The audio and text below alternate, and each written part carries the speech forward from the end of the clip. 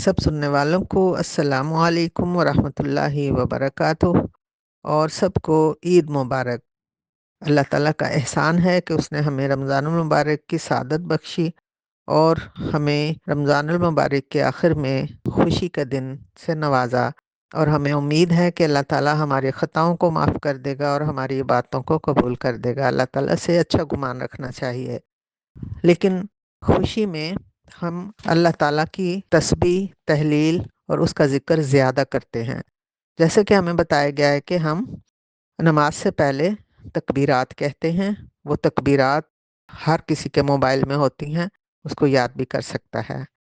अल्लाह ताला ने गौर व फिक्र करने की दावत हर वक्त दी है और नफ्स के शर से बचने की हर वक्त तलकीन की है।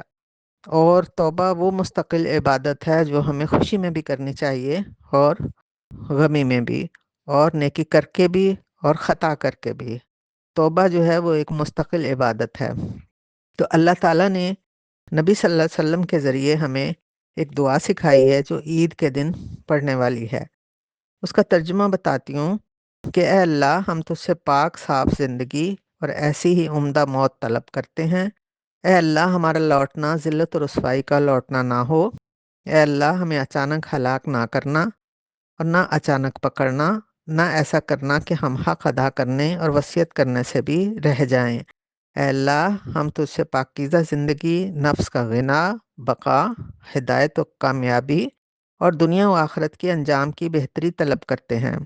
ए हमारे रब, हम शकूक व शुबहात और आपस में निफाक, रिया, बनावट और दीन के कामों में दिखावे के अमल से पनाह चाहते हैं।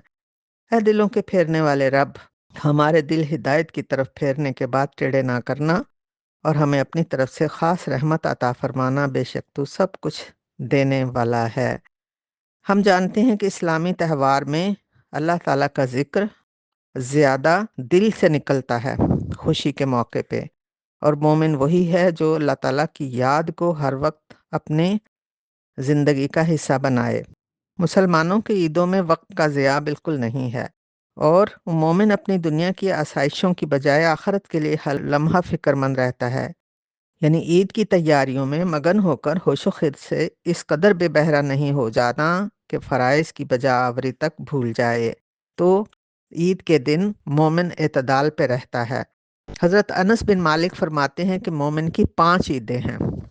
वो 5 ईदें कितनी खूबसूरत हैं। फरमाया, जिस दिन गुनाह से महफूज रहे और कोई गुनाह सरजद ना हो, वो ईद का दिन है।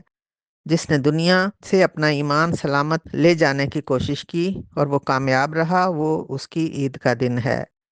जिस दिन दोज़ख के पुल से सलामती के साथ गुजर जाए, वो ईद का दिन है।